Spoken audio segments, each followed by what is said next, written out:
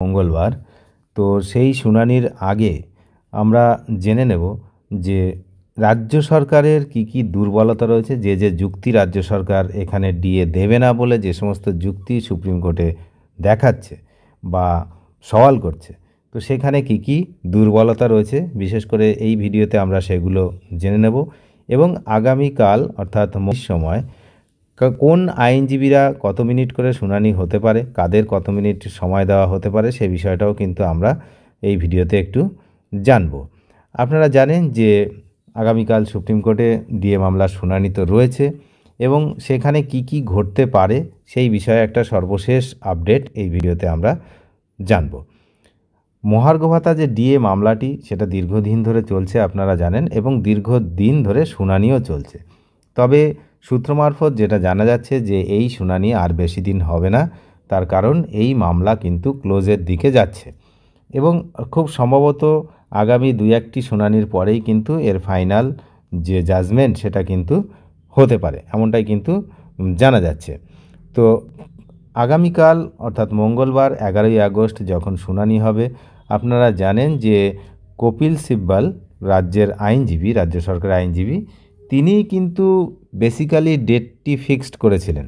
এর আগের শুনানিতে আপনারা দেখেছেন, যারা লাইভ শুনানি দেখেছেন, সেখানে কিন্তু বিচারপতিদের সঙ্গে ওনার একটা বোঝাপড়া হয়। তারপরেই কিন্তু উনি বলেন যে শুক্রবার হবে না, তারপরে শনি রবি বন্ধ, সোমবার হবে না, মঙ্গলবার হবে, মঙ্গলবার উনি আসতে পারবেন, এই হিসাবে কিন্তু মঙ্গলবার ডেট দেওয়া হয়েছিল, আপনারা কিন্তু দেখেছেন। এবং তাকে 15 মিনিট তার সময় লাগবে, তিনি সেই সময় বলেছিলেন যে আমার 15 মিনিট লাগবে। আর সেই দিন যেদিন বৃহস্পতিবার লাস্ট শুনানি হয়, সেদিন আদালতের হাতে সময় ছিল 5 মিনিট। বলেছিল, বিচারপতিরা বলেছিলেন যে 5 মিনিটে কি আপনার হবে? তখন উনি বলেছিলেন যে না, আমার 5 মিনিটে হবে না, 15 মিনিট লাগবে। তাহলে বলছে ঠিক আছে, টুমরো অর্থাৎ আগামীকাল অর্থাৎ শুক্রবার করুন। তো উনি বললেন না, হবে না। তা ঠিক আছে, মানডে, বললেন না, হবে না। তারপরে টিউসডে অর্থাৎ মঙ্গলবার এই সময়টা ফিক্সড হয়েছে এবং তার জন্য কপিল সিব্বল যিনি রাজ্যের আইনজীবী, ওনার জন্য কিন্তু 15 মিনিট সময় বরাদ্দ হতে পারে। একজন আইনজীবী রয়েছেন সরকারি কর্মচারী পরিষদের আইনজীবী পাত ওয়ালিয়া। এই যে পাত ওয়ালিয়া, ইনি কিন্তু 10 মিনিট সওয়াল করতে পারেন এবং পুরো আগের দিনেও যিনি সওয়াল করেছেন করুণা নন্দী ম্যাডাম, উনি কিন্তু ইউনিটি ফোরামের আইনজীবী, উনি 5-7 মিনিটও সওয়াল করতে পারেন। এবং গোপাল সুব্রমণিয়াম, যিনি তো রয়েছেন সংগ্রামী যৌথ মঞ্চের একজন বরিষ্ঠ আইনজীবী, তিনিও কিন্তু এই দিন সওয়াল করতে পারেন, অর্থাৎ 11ই আগস্ট। আশা করা হচ্ছে যে মঙ্গলবার শুনানিটা অনেকটাই শেষের দিকে এগিয়ে যাবে, যদি না রাজ্য সরকারের অন্য কোনো আইনজীবী আবার অতিরিক্ত সময় চান, তাহলে কিন্তু আগামীকালই এই শুনানির অনেকটা এগিয়ে যাবে। আপনারা জানেন যে এখানে কিন্তু কোর্ট সবার কথা শুনবেন এমনটাই জানানো ছিল, বলা ছিল, তাই এখন কিন্তু সবার কথাই ঠিকঠাক করে শুনছেন। ইউনিটি ফোরামের আইনজীবী প্রবীরবাবু, তিনি কিন্তু ডিএ প্রদানের ক্ষেত্রে চরম বৈষম্যের বিষয়টি তুলে ধরেছেন। তিনি উল্লেখ করেছেন যে বঙ্গভবন এবং চেন্নাইয়ের কর্মচারীদের কথা, সেখানে কিন্তু পশ্চিমবঙ্গ সরকারের কর্মচারী তারা, কিন্তু পশ্চিমবঙ্গ সরকারের পশ্চিমবঙ্গে বসবাসকারী যে সমস্ত কর্মচারী, তাদের থেকে তাদের ডিএর অনেক পার্থক্য রয়েছে। তো তিনি জোর দিয়ে এইটা বলেছেন যে একজন কর্মচারীর প্রতি বৈষম্য কিন্তু তিনি গ্রহণ করবেন না। তো এটা গ্রহণযোগ্য নয়, সব কর্মচারীর সমানই বেতন কাঠামো হওয়া উচিত। তো কারণ সরকারের উচিত শ্রেষ্ঠ নিয়োগকর্তা হওয়া, এমনটা কিন্তু প্রবীরবাবু জানিয়েছেন। এবার রাজ্য সরকারের যুক্তির যে দুর্বলতা, যেটা মেন পয়েন্ট, সেটা হচ্ছে প্রবীরবাবু রাজ্য সরকারের পূর্ববর্তী যুক্তিগুলোকে যে দুর্বলতা রয়েছে সেটাও কিন্তু বলেছেন।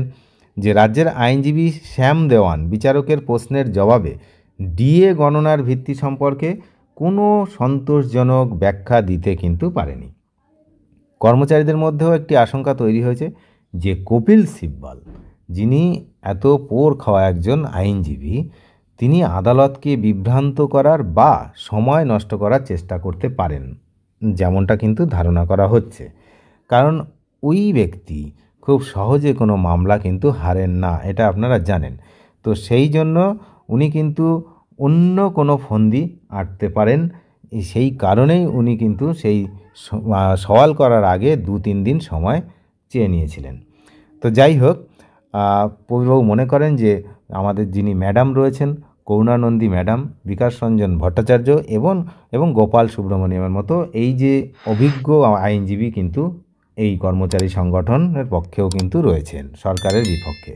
সুতরাং তাদের উপস্থিতিতে কপিল সিব্বল যে খুব একটা এদিক সেদিক ব্যাপারটাকে ঘুরিয়ে দেওয়ার চেষ্টা করতে পারবে, এটাও কিন্তু অতটা ইজি হবে না বিষয়টা। তার কারণ এখানেও কিন্তু তাবড় আইনজীবী সব রয়েছেন। তো এখন সব কিছুই কিন্তু নির্ভর করছে যে বিচার ব্যবস্থার উপরে তো আমাদের পূর্ণ আস্থা সবারই রাখতেই হবে এবং আছেও। এর উপরে নির্ভর করছে সব দিক শুনে কোর্ট কোন দিকে রায় দেয়, সেটাই কিন্তু এখন দেখার। এবং একটা পজিটিভ সাইন তো কর্মচারী সংগঠনের পক্ষে রয়েছেই, যেটা হচ্ছে এর আগে এই মামলার অলরেডি রায় একটা হয়েছে যে 25% দিয়ে ইমিডিয়েট দিতে হবে। তো এই রায়, যেহেতু একটা রায় হয়েছিল সরকার পক্ষের বিরুদ্ধে, তাহলে এবারও সরকার পক্ষের বিরুদ্ধেই রায় যাবে বলেই কিন্তু ওয়াকিবহল মহলের ধারণা। এর বাইরে রায় হওয়ার কথা নয়। এখন দেখা যাক, যত সময় না হচ্ছে তত সময় তো আর কিছু বলা যাবে না। এবং আলটিমেট রায় হোক যাই হোক, শেষ পরিণতি যেটা, সেটা হচ্ছে ডিএর বকেয়া টাকা মিটিয়ে দেওয়া।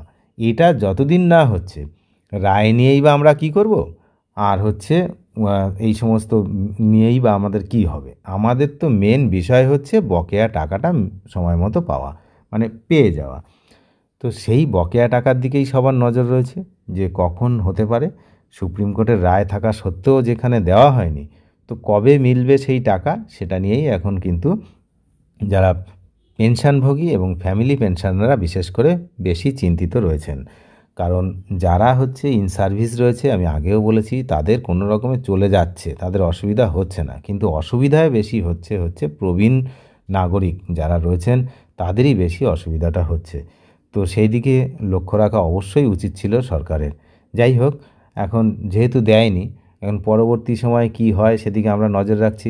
আগামীকালের শুনানি যখন শুরু হবে, লাইভ শুনানির কিছুটা পার্ট তো আমি আমার চ্যানেলে দিয়ে থাকি। আপনারা জানেন যে এখানে একটু আইনি সমস্যা রয়েছে, লাইভ শুনানি পুরোপুরি দেখানো যায় না, সেটা আইনগত সমস্যা রয়েছে। তাই কিছুটা পার্ট, একটুখানি পার্ট আমি কিন্তু দেখাই, এবং তারপর শুনানি শেষ হয়ে যাওয়ার পর তার বিস্তারিত কি হয়েছে পুরো বিষয়টা কিন্তু আমি ভিডিও আকারে আপনাদের সামনে প্রেজেন্ট করি।